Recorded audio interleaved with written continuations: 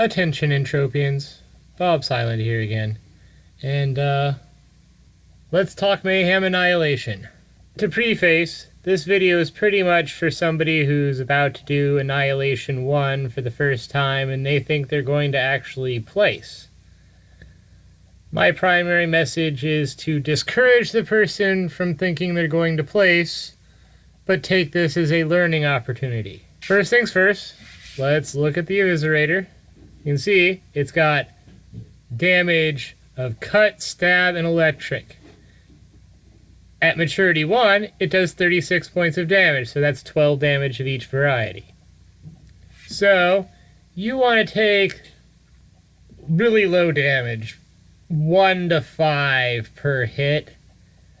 So you got to plan your defense around that. Now looking at the Warlock, you'll see it's also got the cut, the stab, and the electric, but it also has impact damage. Nobody's bothered to fill in the information about its damage. I tried to get some scans. They didn't really help me. So mostly, you still want to worry about the cut, the stab, and the electric, but you also want to worry about the impact. Now, going through the list of armors, what you have that'll work for it, and I like unlimited armor, and I like unlimited amps, so that's what I'm going to be talking about. In standalone armor, what would work pretty well is Pegasus. Pegasus is just about perfect. Ghoul will work pretty well too. It might degrade over the period of time. Ursa, same story, it might degrade over time, but it's pretty good armor. And Ghost, and Perseus. Perseus is just fine for everything but the electric. Like, Perseus will degrade its electric low enough to be like, you'll start taking damage well before your 5 hours is up. So you probably want to lightly amp it, but honestly, it's good standalone armor. And then Ghost. Ghost, you're definitely going to want to amp up for the long haul, or you're going to be repairing every, hour or so to keep your damage from killing you, or you having to spend too much time healing. Now, armors that'll work good with the right amount of amping. Now, you can amp any of the armors I already mentioned, and it will help you out, but those are standalone armors. These are the ones that could use amping. Most of these that could use amping need a boost in their electric damage prevention. Not Thunderbird, though. What Thunderbird needs is a little bit of impact and a little bit of stab. Ethereal armor is pretty much borderline good enough. You'll be right at around 5 damage at maximum damage from ethereal armor. You might want to plate it up with 1C or maybe 4C. That would pretty much guarantee its longevity through the fight. Now, Sentinel's the same basically as Ethereal. It needs a boost for its electrical damage, basically 4C, 1C, 6B. Go Crazy, Pulsar Gold Rush. That's the preeminent for electric plating that's not limited. Then Gremlin. Now, with Gremlin, you definitely need to amp with 6B or at least 4C. 1C is not going to cut it with Gremlin. You're going to take too much damage. You're going to spend too much healing. Now, in the definitely need amping but has potential armors, there is Firewall. Firewall is working backwards from any of these other armors. For sure, it's like Thunderbird. It's all electric prevention. It does 30 points, 50 points of electric prevention, but nothing else. So then you need something like the Sand King or the Smuggler or the 5B. 5B modified would be just fine. Smuggler, Sand King, yeah, all of those would be great with Firewall. With that 1-2 combination, you could probably avoid taking any damage through the duration of a entire 5-hour span of Annihilation.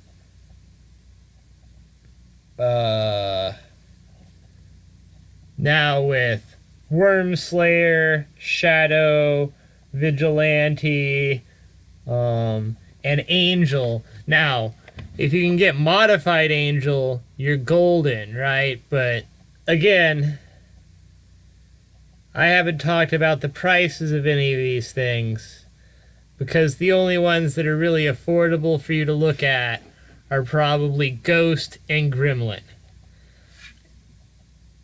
We are not talking like Mayhem is a cheap thing for you to get into. You may want to just buy some Ghost or Gremlin. With Gremlin, you're probably going to want to buy 4C, and 4C is not the most expensive plate to get. Now, with these amps over here in the far column, the ones labeled E, the Pulsar Gold Rush 2016, the 6B, the 4C, and the 1C, those are all mostly to boost up the electric for any of the armors that are kind of lacking on that. And most of the armors are lacking on that, unless you're working backwards with like Thunderbird or Firewall. Below that is like the Sand King, the Smuggler one, the 5B. Now, ideally, you want the 5B modified. But, again, go look at the price tag for yourself. And those are all general-purpose amps that'll boost they're armor plates, but they're general-purpose plates that will boost your stab, your cut, and your impact. And then 4B and 5A are just like general purpose boosting plates. They're not as good as anything else, but if you can't find anything else, or that's what your budget is, those ones will help you out. Now on to guns. Now I am assuming that you are someone who got their Buchan spare rifle and have been grinding your Buchan spare rifle pretty much since you got it. If you are like doing swords or something else, you're going to have to do your own research. But assuming you've been doing laser weapons most of this time and you are like level 23 or so laser rifle and range laser damage, this is for you. What you want is to skip using rifles for this event. You want to go on and use pistols, because pistols have a higher rate of fire, which makes the amp work better. So, choice number 1 is an ArMatrix LP-10 with an A104 or an A103 amp. There are better guns to get. Pistols have the higher rate of fire, which is why you use them with the amp to boost your damage per second as much as possible within the rules. Your other option is, and this is the secondary option, it's a little more budgety, sort of, but the ArMatrix LP-10 with an A103, right? That will also get you there. Now, I'm going to pretty much gloss over this section because you really need to do your own homework on this. And I'm serious about wanting to do your own homework on this. You're going to need rings. You're going to need a left ring and a right ring. And if you are putting a ring on your hand that is worth less than 500 ped, you are wasting a ring slot in Mayhem. you really, really want to go all out on your ring as much as possible. Pills. You need pills for everything that you don't boost with the ring. You may even need pills for some of the things you are boosting with the ring if your ring is not quite there. You need to do your research, but start on Entropia Wiki with the term STEM. You want to increase your crits, you want to increase your reload speed, you want to decrease your opponent's crits, you want to pretty much anything but boost your health, and you might even want to boost your health and regeneration over time. That's up to you. It saves you healing time if you use a good pill for it. And then pets. If you do not use auto loot pills, use an auto loot pet. Or use a boosting pet that gives you like acceleration boost or something, right? The pet is a useful slot for your Mayhem event. Use it wisely. Going back to our mobs, right? Let's take a look at these two together. So you want stab, cut, electric, damage, protection. Now let's look at this loot here. The most important things to note from the loot is the shrapnel, the Easter strong boxes. You'll also get M tokens. I've seen screenshots of a guy who got some Mayhem foot guards, which is amazing to get as loot. Slap those right on yourself, because that's also good armor for the event. But what you're going to be trying to do is please don't try to win the game. Don't try to compete if it's your first time. You're going to need time to do your research, get with a good society, have people show you the right way, and handhold you through that. And that's not me. What you do want to do is farm for those Easter strong boxes. Maybe you also want to farm for M tokens, because there's some good stuff you can get with the M tokens. It's kind of like farming for daily tokens, but you only get to do it like 4 times a year. So farm for them when you can, and they're that much better than the daily tokens. So that's worth farming for.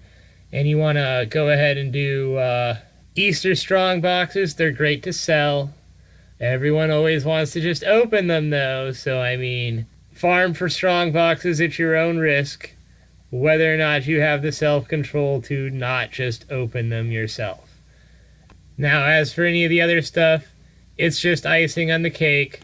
But that's why you need a good gun with a good amp when you go in there, so you can make sure your efficiency is over 60% while you are hunting the whole time.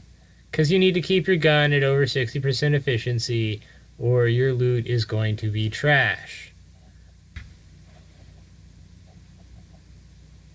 Thank you for viewing, humans, if indeed you still are. Tune in next week for something about the planets and land areas, probably. Watch some of my other content if you are bored out of your minds. The links should be showing up on the screen. Stay safe out there.